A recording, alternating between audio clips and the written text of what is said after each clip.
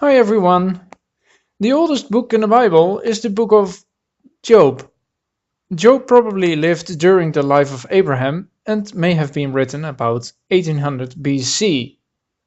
Genesis was written by Moses in 1480 BC or so, more than 300 years later.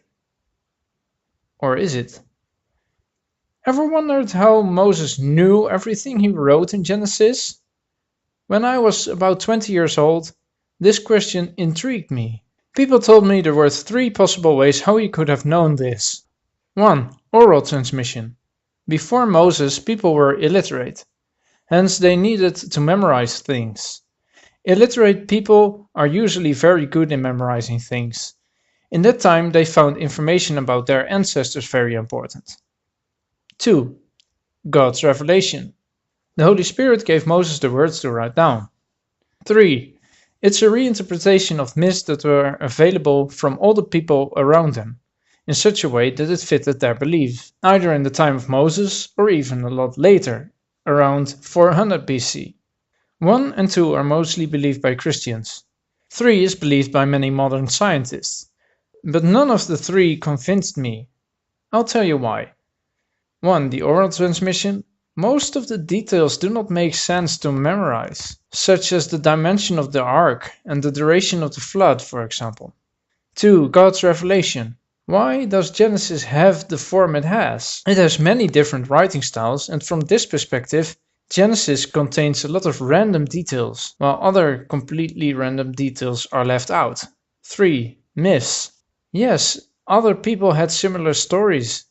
Even some can be linked to the stories in the Bible, such as Adam and Eve. The flood story was even known by ancient people all over the world, stretching from the Americas to Papua New Guinea.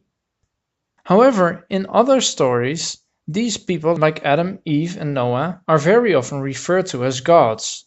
The Bible is one of the few sources which describes them as just people, and the Bible is the only one which has very good functioning technical details.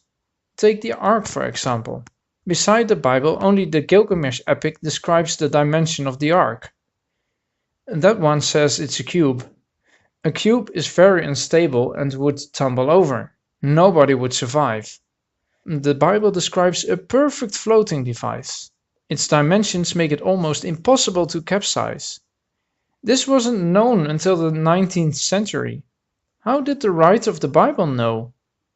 According to the Bible, God told this to Noah.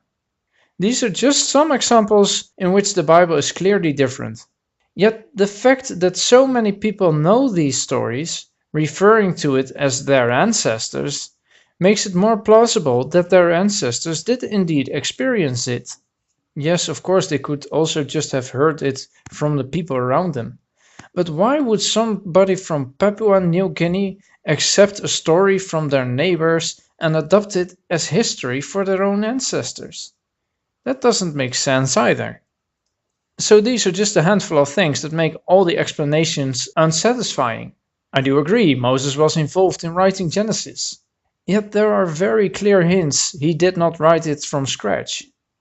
One example is that it contains many writing styles.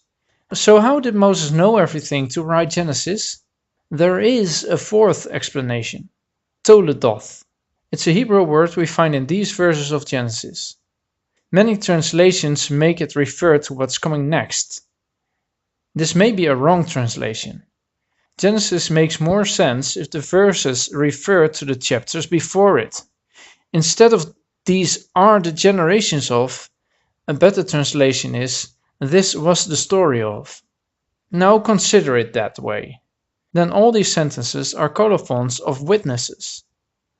Every part of the Bible is written by someone who has lived in the time all these things happened. Only the first is different, as this describes creation, and the colophon refers to no person, which kinda makes sense, but would imply God wrote it or something. In that time the writing was cuneiform. It was written on stone tablets. An archaeologist, P.J. Weisman, has unearthed some of these, and he found that those tablets usually end with either the owner or the writer of the tablet. The style of it is identical to those Toledos sentences in the Bible. Some Toledos have multiple names, such as Genesis 10 verse 1, the sons of Noah, Shem, Ham, and Japheth. In those stories, we also find some repeating sentences. So it seems that Moses has merged multiple sources into one.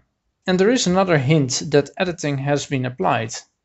Some place names are mentioned by the original name and by the name that was known in the time of Moses.